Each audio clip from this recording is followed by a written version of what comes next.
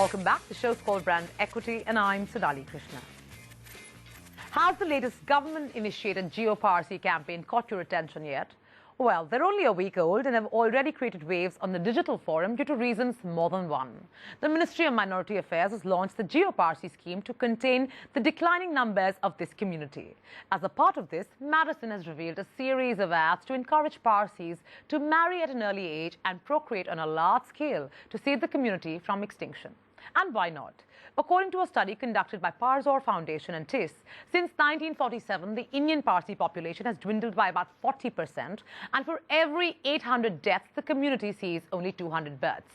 While we see nothing wrong with the cause behind the campaign, the ads themselves are worrisome at many levels. So where did Madison go wrong? Well, Raksha Bihani finds out just that.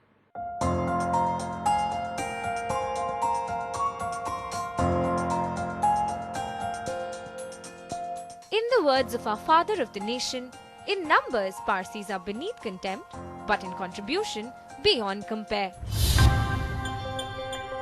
Keeping the Parsis' contribution to the country's architectural and cultural history in mind, their dwindling population is not only tragic, but also a matter of grave concern.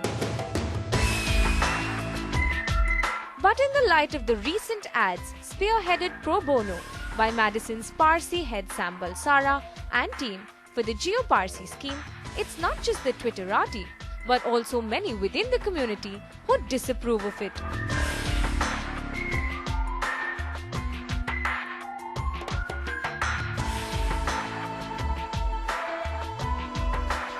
We obviously wanted a campaign with a very high virability quotient.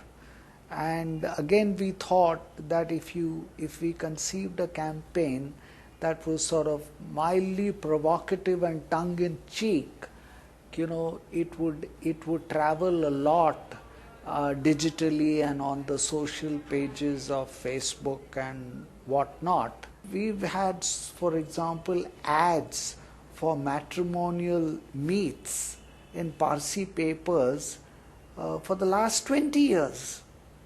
How come those ads never got as much attention as these ads have got in the course of 1 week? That's because this is good advertising.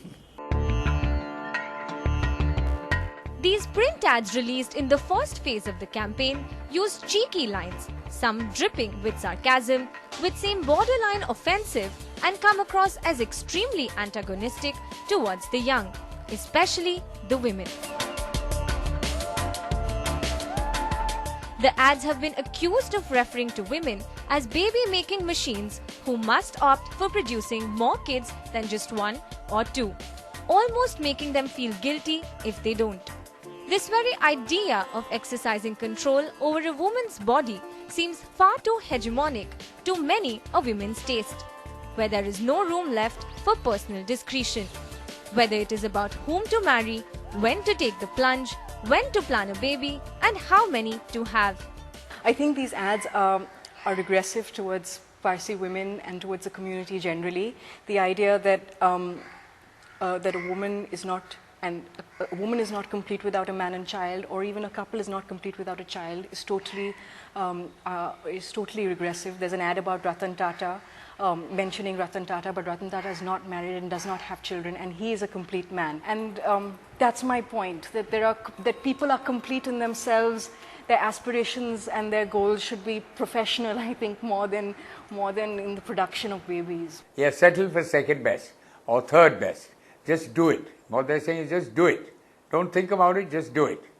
I think that's absurd, and it's very demotivational, and it is very humiliating for Parsi women to be treated like that. I really think that's a big, grotesque mistake. I don't think, and though it had a sense of humor with it, I will say that, but this sort of humor, which deprecates women, is bad. They should be talking to the Parsi men, saying, look, this is your opportunity to marry a lovely person and continue the wonderful traditions of the Parsi community. Every individual has an opinion on the campaign, and everybody wants to give me advice on how a word should be changed here, how a sentence can be changed there, how it can be made funnier, how it can be made less offensive, how it can be made less intrusive. If a committee tries to put together an ad, then as we all know, the horse begins to look like a camel. The general authoritarian tonality of the campaign is also problematic, considering its target audience is mostly the younger Parsi generation who are being asked to alter the demographics.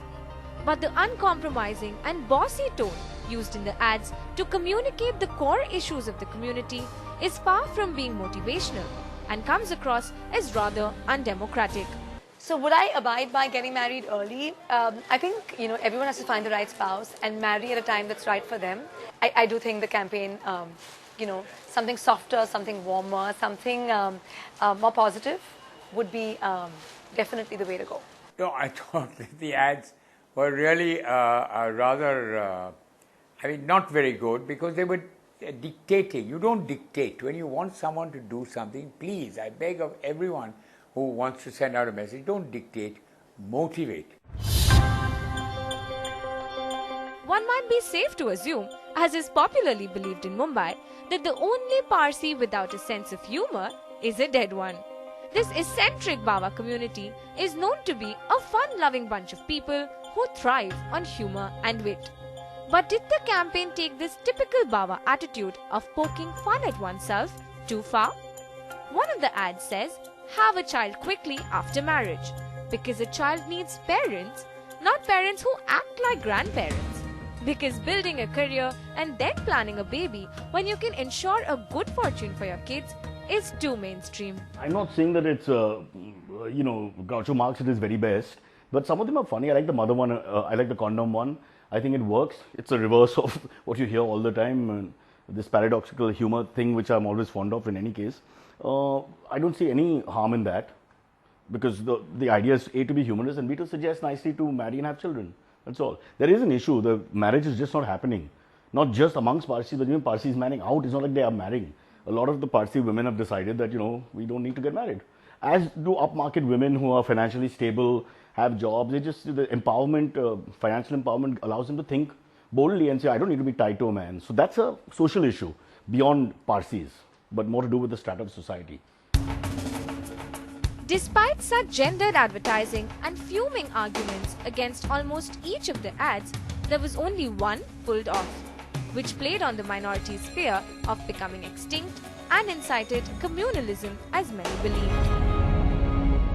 That was perhaps the most offensive, because we've been Parsis have been welcomed into India by Hindus, and everyone just says nice things about Parsis, and we repay that with this sort of paranoia. So I think the campaign is much about procreation within Parsis, but also the paranoia about procreation with other communities. The Parsis set up breeding units for the almost extinct vultures for the dead among their community. But propagating the concepts of an early marriage, marrying within the community, and making more babies than just one has definitely fallen on deaf ears of the alive and kicking. The ads have managed to grab eyeballs, made headlines, and created awareness. But has the Jiyo Parsi campaign helped the real cause at hand?